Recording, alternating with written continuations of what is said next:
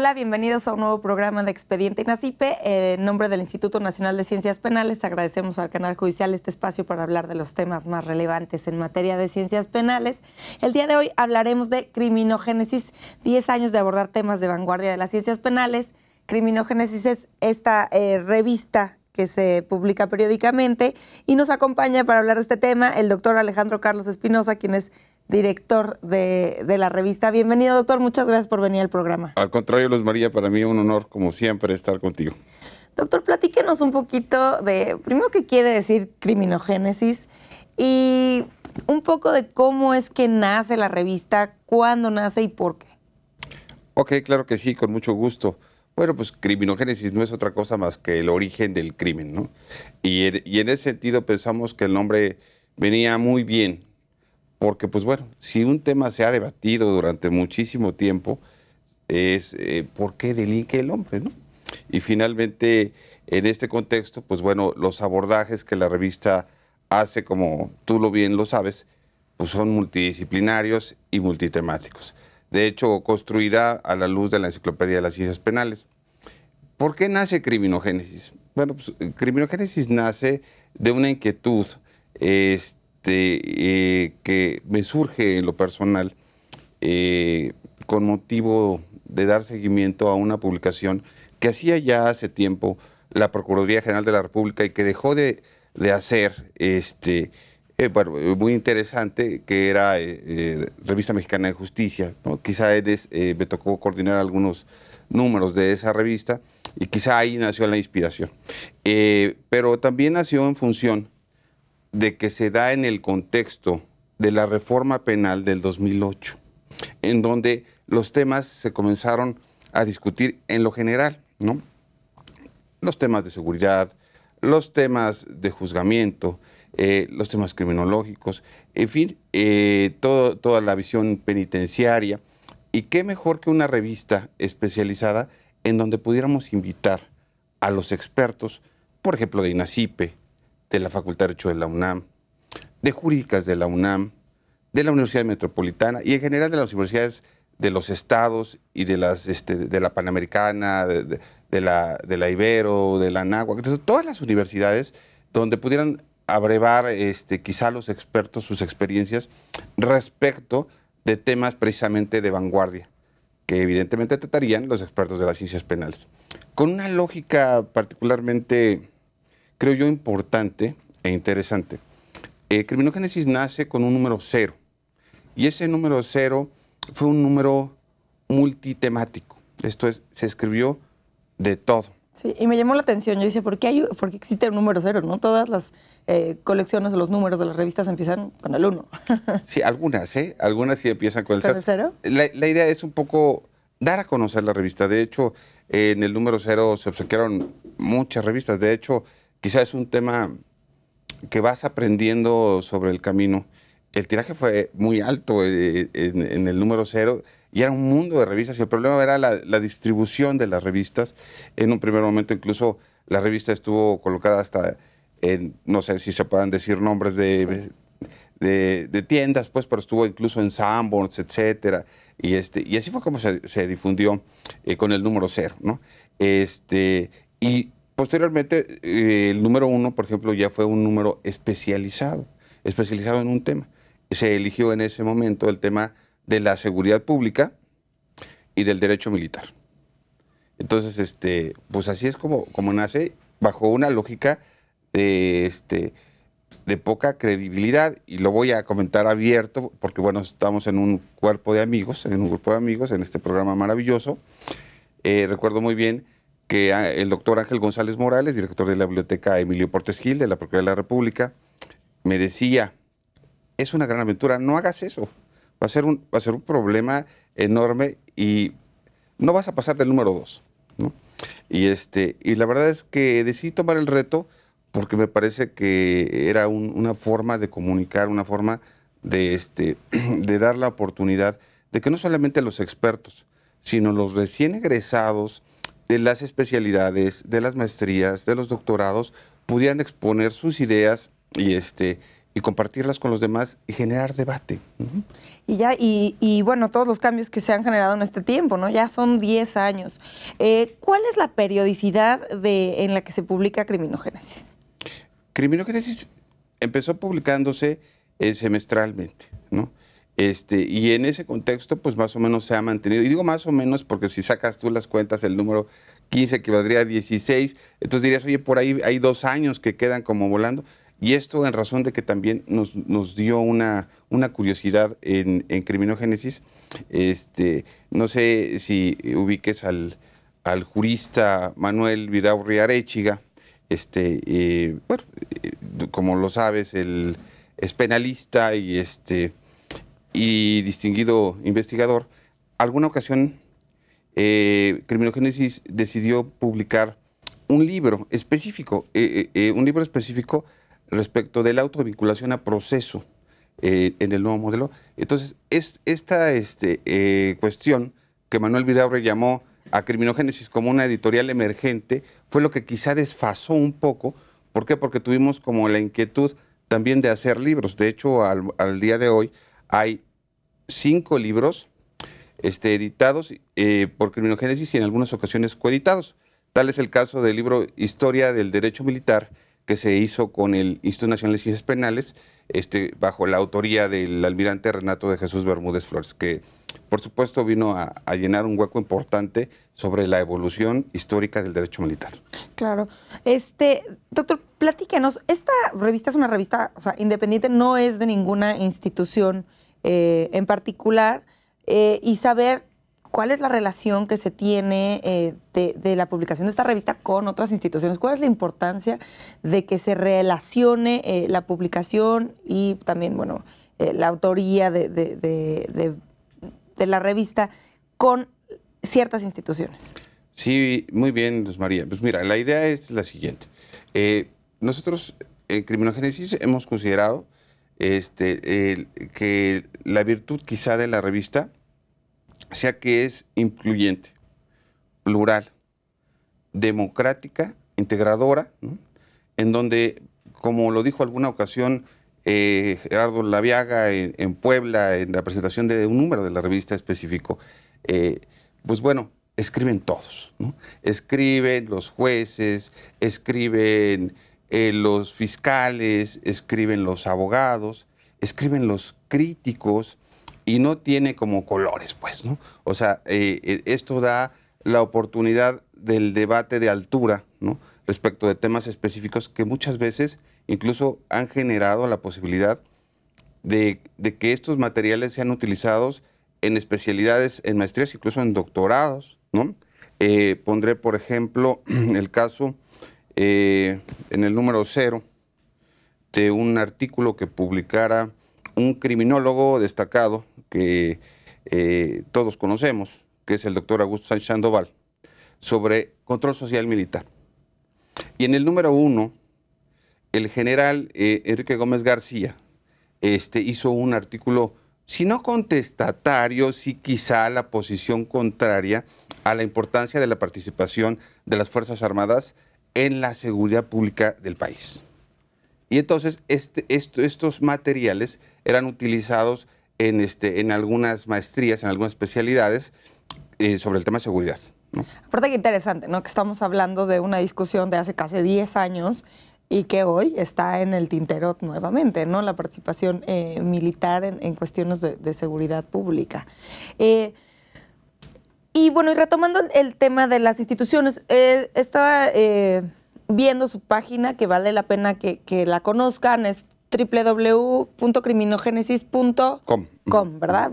.com, para que el auditorio pueda consultarla. Y ahí mismo dice, bueno, sí no es una revista de una institución, sin embargo, la relación es muy estrecha con la Universidad Nacional Autónoma de México y algunas otras. Platíquenos un poquito de esto. Sí, bueno, por ejemplo, el vínculo que yo tengo con la universidad es pues, de mucho cariño, de mucha raigambre, porque bueno, tengo 25 años de ser profesor en la Facultad de Derecho de la UNAM, en Derecho Militar y en Derechos Humanos recientemente.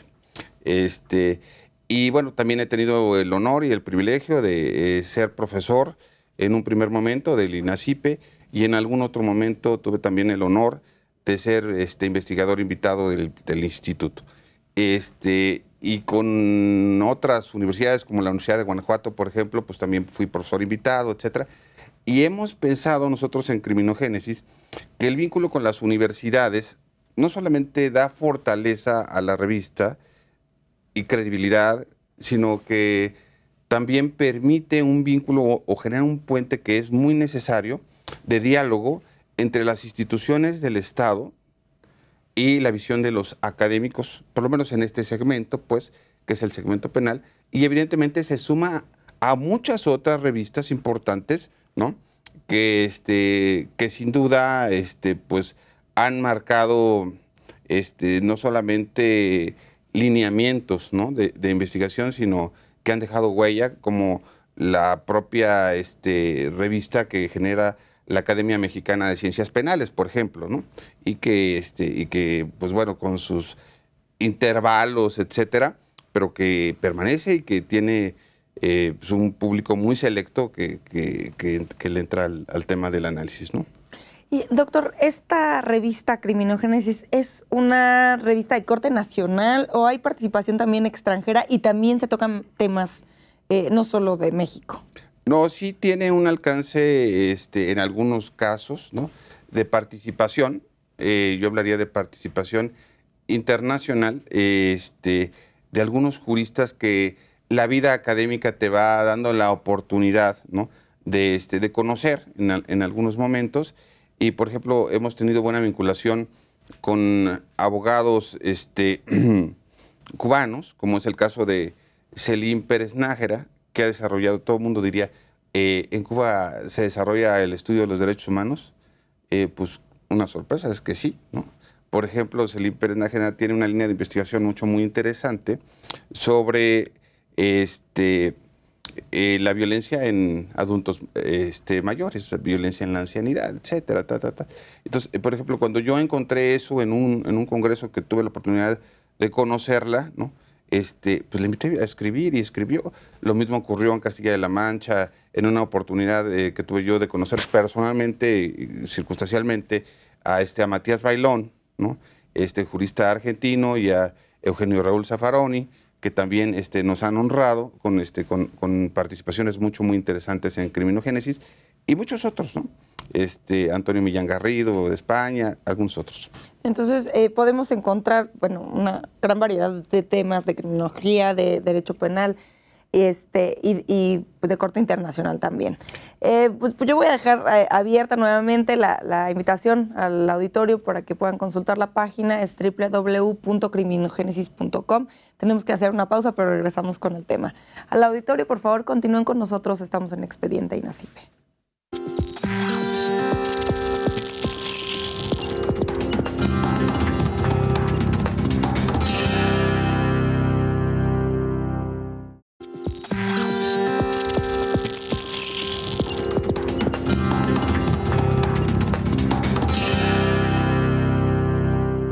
Gracias por continuar con nosotros en Expediente INACIPE. Les comento que pueden estar en contacto con nosotros a través de las redes sociales del canal judicial, que aparecerán en sus pantallas a lo largo del programa, y también en nuestro Twitter, que es @expediente_.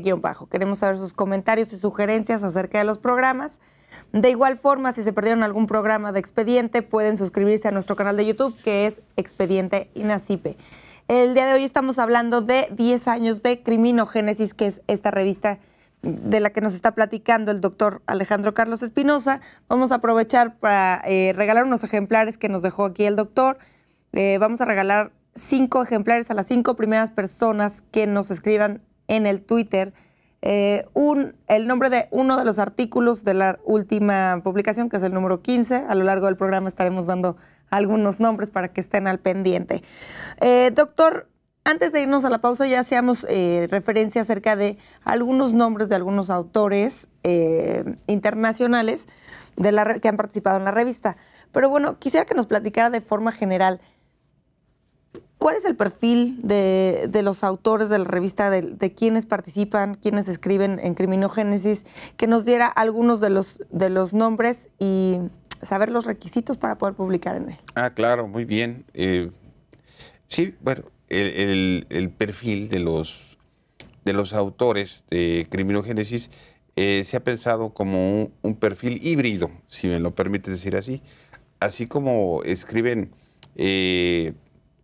digamos que investigadores consumados, léase el doctor Sergio García Ramírez, léase el doctor Ricardo Franco Guzmán, no sé, ¿no? Un número importante de personas que ya tienen un nombre muy consolidado y un gran prestigio a través del tiempo, un reconocimiento. Incluso tenemos, decía, autores que ya no están con nosotros, ¿no? Por ejemplo, el legado que hizo Marco Antonio Díaz de León en más de 3 ocasiones, etcétera. Y también tenemos jóvenes talentos, egresados de las especialidades, de las maestrías, de los doctorados, porque como tú bien sabes, para doctorarse se requiere pues publicar en revistas o libros de prestigio, ¿no? Y bueno, en este caso, pues también Criminogénesis es una ventana de oportunidad para que temas vanguardistas, temas novedosos, temas inteligentes se presenten, se debatan, se analicen y se lean, se compartan en el contexto, pues vamos a decirlo muy claro, también de las propias reformas que momento a momento se vienen presentando en los diferentes ámbitos del derecho penal, por ejemplo, o del procedimiento penal, ¿no? Podríamos decir que uno de los requisitos es, o sea, sin importar pues la edad, ¿no? Pueden ser jóvenes expertos, o sea, tienen que ser expertos en los temas que van a exponer. Bueno, me gustaría que también platicáramos, ya hablamos del perfil de los que escriben, pero ¿quién es el Consejo Editorial? Platíquenos algo de algunas de las personalidades del Consejo Editorial de Criminogénesis. Bueno, el Consejo Editorial de Criminogénesis es un consejo muy, muy amplio, ¿no? En donde nos honran con su presencia en el propio consejo. Por ejemplo, el doctor Luis González Plasencia, el doctor Gerardo Laviaga, el doctor Millán Garrido, el doctor Alberto Nava Garcés, distinguido jurista de INACIPE, investigador, ¿no? Roberto Ochoa Romero, ¿no? Que también es un jurista prominente, el doctor Álvaro Vizcaíno Zamora, bueno, no sé, sería como muy amplio decirlo, la doctora Leticia García, pero podrían ser como consultados en la página de Criminogénesis. Y algo muy interesante, todos los miembros del Consejo Editorial han sido ya autores en Criminogénesis. Claro, no, es una amplia lista de autores que vale la pena consultar. Me gustaría que nos adentráramos un poquito en las temáticas. Hay un tema que está de forma transversal en todos los números de Criminogénesis, que es el tema de los derechos humanos. Platícanos por qué es importante que sea pues sí, un tema transversal, como lo llamamos, al hablar de criminología y derecho penal.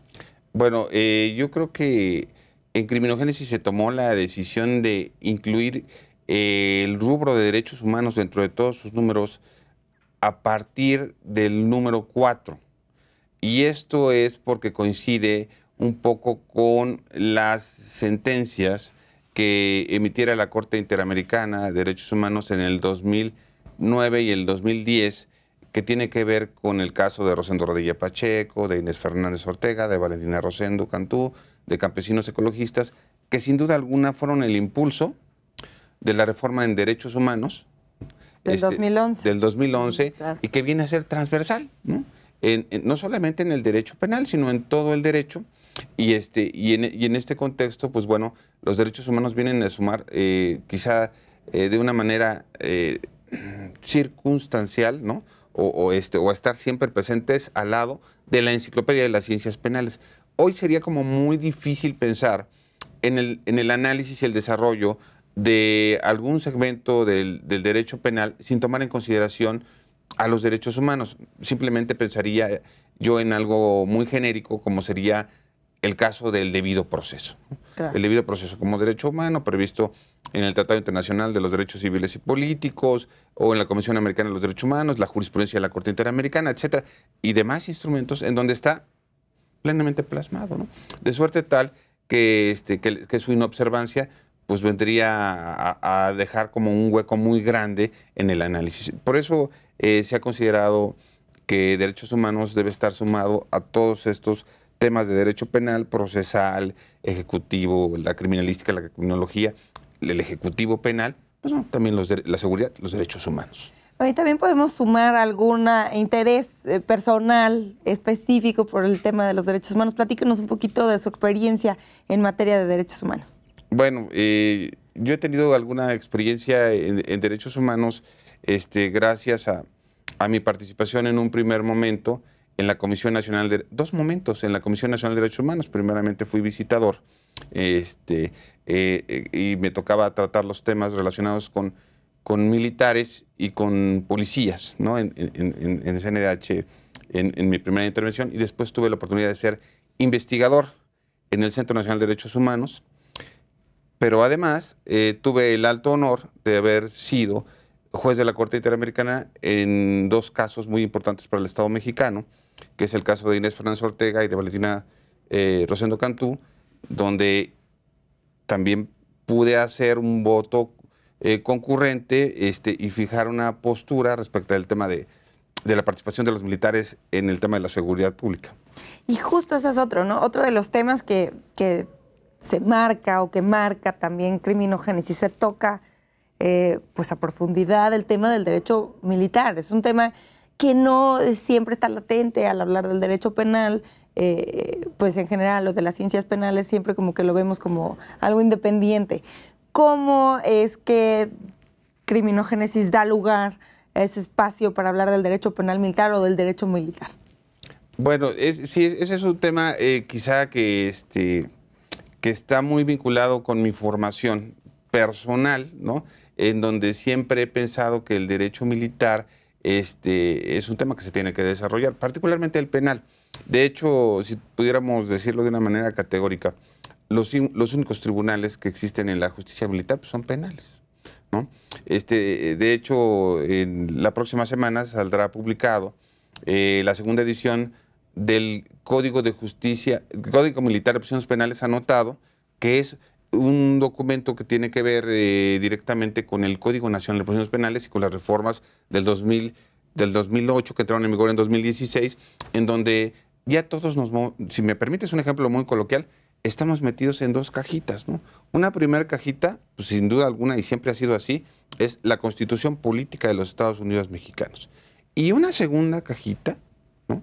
Sería la Convención Americana de Derechos Humanos, el sistema interamericano. Porque al final del camino los derechos humanos, como bien lo señala, son transversales porque se han convertido en la nueva fuente del derecho constitucional de los estados que forman parte del modelo. Entonces, pensar en no observar en criminogénesis derechos humanos sería como una omisión, creo yo. Sí, claro. Me gustaría que habláramos de algunos de los artículos. Usted ha participado destacablemente en varios de los números de criminogénesis, pero en uno de los números más recientes, que es el número 14, escribe un artículo sobre seguridad hemisférica, el reto de la posmodernidad. Platíquenos un poquito de qué se trata este artículo y cuáles son como las principales reflexiones que hacen. Bueno, yo voy a hacer un comentario aquí al respecto que me parece que sería oportuno. Vale la pena decir que el único lugar fuera de Estados Unidos, por supuesto, donde se desarrolla la maestría en seguridad hemisférica es en la Policía Federal. Y yo tuve la oportunidad de dar derechos humanos en esa maestría. Y me pude percatar que no había un instrumento de análisis, o sea, donde se estableciera con claridad, ¿no?, qué es la seguridad hemisférica. ¿Qué es? Sí, exactamente. Sí. Y cómo influye esta nueva lógica de globalización en el tema de la seguridad, donde debe haber, digamos, que un conocimiento amplio y donde además está ligado un tema, otra vez, derechos humanos, ¿no?, que nos lleva a esta visión de la seguridad humana, ¿no?, a la suma de todas las seguridades bajo estándares, ¿no? Y en esta lógica de estandarizar, ¿no?, los derechos humanos, pues es garantizar la seguridad. Diría don Sergio García Ramírez, ¿no? Que la seguridad humana, de manera general lo estoy interpretando, por supuesto, eso no dice estrictamente él, ¿no? Pero es la suma de todas las seguridades, ¿no? Cuando yo tenga garantizadas todas las seguridades. Entonces, ¿qué es lo que busca la seguridad hemisférica? Pues garantizar todos estos derechos, ¿no?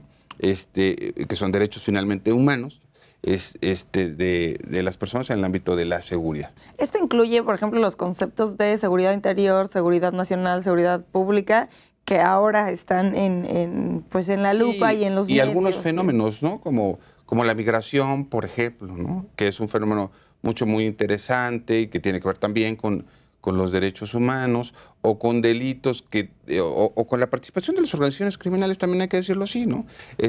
Ahora ya no solamente hay una participación local, ¿no? O sea, o la organización criminal no solamente va a operar en una entidad o en un país, sino que pues posiblemente pueda tener participación en otras latitudes, ¿no? Sí, delitos transnacionales también. Entonces, toda esta normatividad que existe al respecto, pues bueno, está aquí como enmarcada, ¿no? Realmente es un tema que se está desarrollando, nuevo, ¿no? Uh-huh. También dentro de los números de criminogénesis, y sobre todo en los más recientes, se abordan temas que tienen que ver con seguridad. Voy a mencionar algunos. Es formación de los derechos humanos en policías, aquí va derechos humanos y el tema de seguridad, el perfil axiológico del policía, instituciones de seguridad en la prevención de la violencia y la delincuencia, de Ana María Esquivel, cultura de la organización policial, de Jorge Garza Silva. Estos son artículos del último número. ¿Por qué recientemente toma tanta relevancia el tema de la seguridad en criminogénesis? Bueno, el tema de la seguridad en criminogénesis ha estado permanente, ¿no? O sea, hablaba yo hace un momento del número 1, que fue eso sobre seguridad pública y justicia militar, etcétera, pero se repite en el número 9, donde tuvimos la oportunidad de tratar el tema en una coordinación conjunta que tuve el honor de poder realizar con Luis Raúl González Pérez, cuando él era el abogado general de la UNAM, ¿no? Y se habló de seguridad en democracia, ¿no? Y entonces ahí se generaron ya planteamientos muy interesantes por personas muy versadas, como el caso de Zamora Pierce y algunos otros, ¿no? Creo que eso se retoma ahora también en este número 15. Y el tema de la policía, o sea, el tema de hablar de policía como tal, porque en algunos puntos podemos decir, bueno, la criminología y el derecho penal sí tienen relación con la seguridad, pero ¿en qué momento hacen match, no? Sí, claro. Bueno, es que el tema de la policía pues es fundamental, ¿no? Simple y sencillamente, incluso por atribuciones constitucionales, ¿no? ¿Quién es el responsable de investigar y perseguir los delitos, por lo menos todavía hoy? Artículo 21 constitucional, ¿no? La policía. Y obviamente, una investigación mal realizada equivale a un asunto perdido en los tribunales, en la primera instancia, en la segunda instancia, en el amparo, y si no, lo podemos ver y revisar en las sentencias internacionales. Ese es el caso, por ejemplo, de Radilla, ese es el caso de Inés, el caso de Valentina, el caso de Campesinos, en donde, ¿cuál fue el procedimiento violado? Averiguación previa, investigación. O sea, la investigación es fundamental, y por eso en criminogénesis se ha trabajado este tema de manera importante, ¿no? Porque al final del camino sí hay una liga. Recientemente hicimos un programa del uso legítimo de la fuerza y se hablaba mucho de policía y derechos humanos, que son los temas que también se tocan constantemente en criminogénesis. Hay otros temas que se abordan como más, podría decir más de actualidad, ¿no? Sino más nuevos, como los fake news. ¿Qué tiene que ver el fake news con la criminología y el derecho penal? Bueno, pues finalmente es un tema de percepciones, ¿no? Es un tema que tiene que identificarse con, pues, yo diría, por ejemplo, la estabilidad, ¿no? Es un tema que también puede manejar aspectos seguridad, se puede hablar de la muerte de una persona, por ejemplo, ¿no? Se puede, una noticia falsa puede generar, pues precisamente esta especulación, etcétera. Violación a los derechos humanos. Y puede hacer incluso también motivo posteriormente, no digo que ahora, ¿no? El regulado, pero posteriormente podría ser motivo de normatividad penal, ¿no? Finalmente, si hay un tema, pues yo digo que pendiente y complejo de abordar, es gobernanza en Internet. O sea, al final del camino, el derecho penal también se ha transformado, ¿no?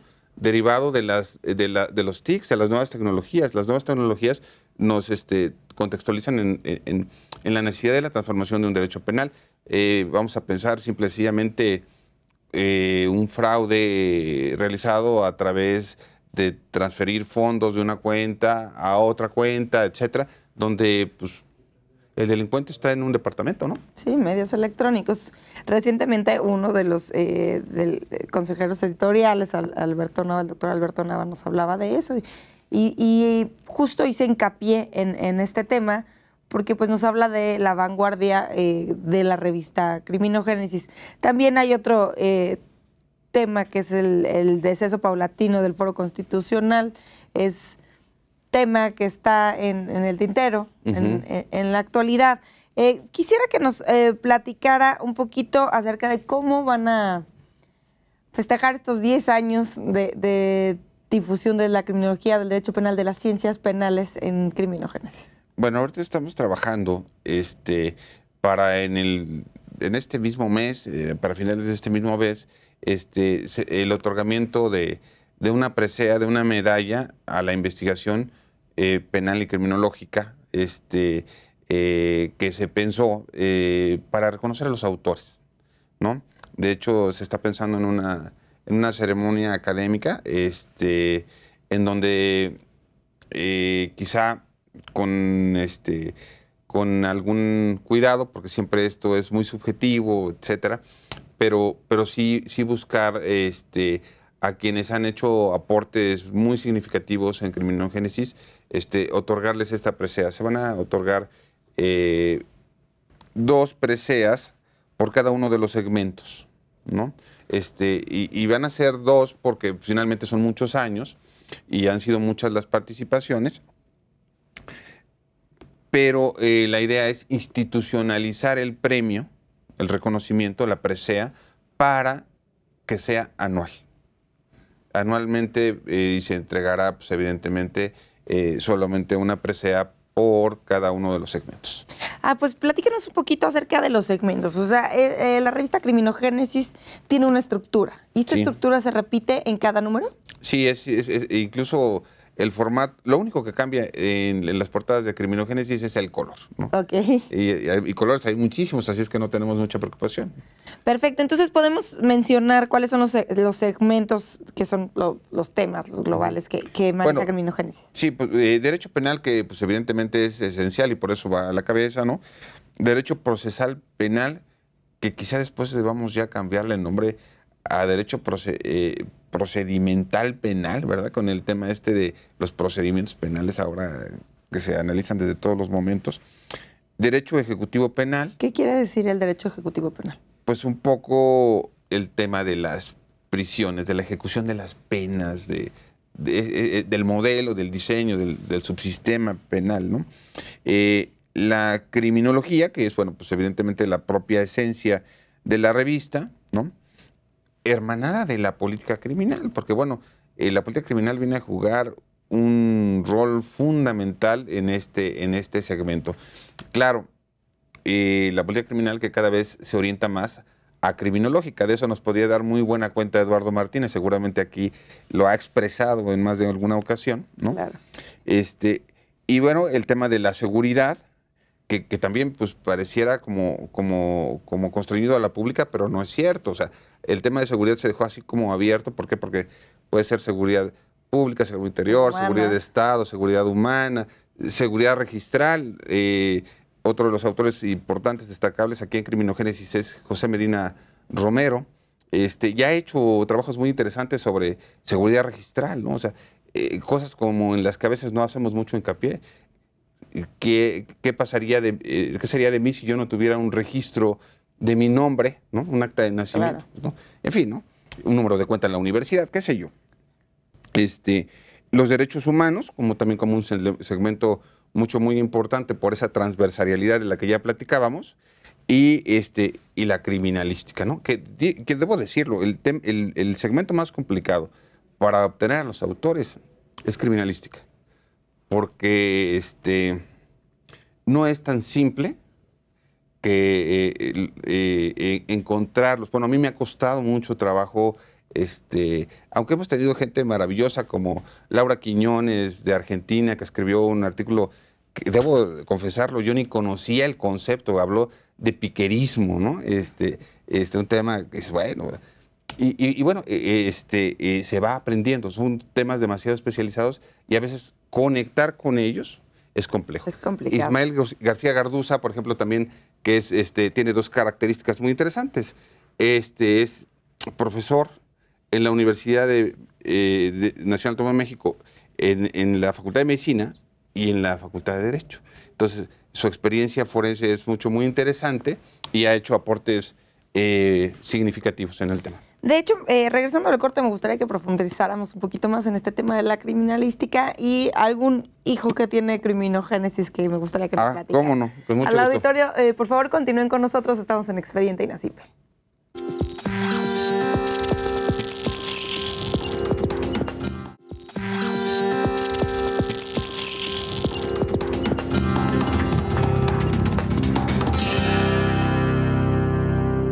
Gracias por continuar con nosotros en Expediente INACIPE. Les comento que pueden estar en contacto con nosotros a través de las redes sociales del canal judicial que aparecerán en sus pantallas a lo largo del programa y también en nuestro Twitter, que es @expediente_. Queremos saber sus comentarios y sugerencias acerca de los programas. Les recuerdo que también, si se perdieron de algún programa de Expediente, pueden suscribirse a nuestro canal de YouTube, que es Expediente INACIPE. El día de hoy estamos hablando de 10 años de criminogénesis, que es esta revista. Aprovechando que la voy a mostrar en pantalla, vamos a regalar 5 ejemplares a quien en nuestro Twitter nos diga el nombre de un artículo del último número, que es el número 15 de la revista. Estén muy al pendiente, vamos a mencionar algunos aquí a lo largo del programa.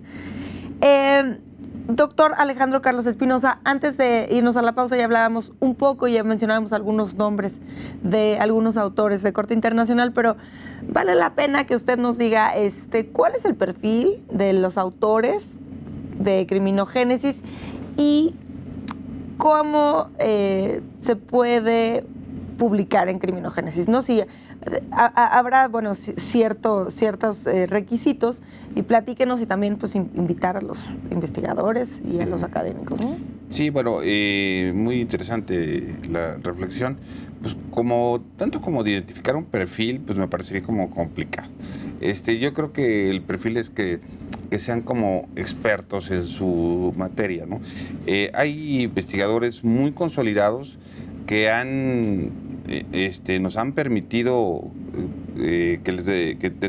publicar en criminogénesis, ¿no? Como es el caso de el doctor Sergio García Ramírez, ¿no? Que finalmente yo podría referirlo quizá como uno de los juristas más destacados que ha dado este país en los últimos tiempos, ¿no? No solamente en materia penal, sino también en materia de derechos humanos, etc. Creo que aquí hay un aspecto muy importante y que tiene que ver también con que los temas sean atractivos, ¿no? Que sean de vanguardia. Finalmente sí existe un rigor metodológico que es exigible necesariamente porque, pues bueno, finalmente hay cierta libertad. Si alguien a lo mejor hace sus investigaciones con sistema APA, pues adelante, ¿no? Y si alguien se pega a los criterios del Instituto de Investigaciones Jurídicas de la UNAM, pues adelante. O sea, como que hay cierta libertad en esa parte, pero lo que sí se exige o se pide, ¿no? O se busca es que los artículos más o menos guarden cierto nivel, ¿no? Pues aunque sí va a existir necesariamente una desigualdad entre alguien que está escribiendo su primer artículo y alguien que ha escrito durante 40 años, pues o sea, es como muy evidente, ¿no? pero sí, sí manejar esta lógica metodológica de nivel, ¿no? Yo y que sean expertos, ¿no? Como sí, por ejemplo, jóvenes expertos también yo podría referir a mi buen amigo Eduardo Martínez Bastida, por ejemplo, que ha destacado con el tema de política criminal de manera interesante y bueno, es muy joven, por ejemplo, ¿no? Yo consideraría como injusto decir nombres y más nombres porque pues son 300 los que han escrito un poco más en criminogénesis y la verdad me parecería como un poco complicado referir, pero sí quisiera yo decir que la presencia de autoridades en las diferentes especialidades pues ha distinguido esta parte de criminogénesis. Algunos de nuestros maestros incluso pues ya no están con nosotros, ¿no? Pero han dejado en criminogénesis, bueno, y en muchos otros espacios, pues legados importantes de sus participaciones. Valdría la pena que mencionáramos quiénes conforman o quiénes el consejo editorial de Criminogénesis. Ok, si me permites, voy a tomar este ejemplar, solamente para mencionarlos, ¿no? Y no omitir a nadie, muy rápidamente, algunos de los miembros del consejo editorial, por ejemplo, podríamos hablar de Luis González Plasencia, de Pedro Alfonso Aceves Adán, de Griselda Muchetegui Requena, de Gerardo Lavega Rendón, de Almadile Canseco Guzmán, de Yolanda Martínez Martínez, de José Medina Romero, de David Cienfuegos Salgado, de Emma Mendoza, Bremauns, de Getulio Correa, que es el presidente de la Asociación Internacional de Justicias Militares, por ejemplo, Rafael Estrada Michel, Verónica Román Quirós, Roberto Ochoa Romero,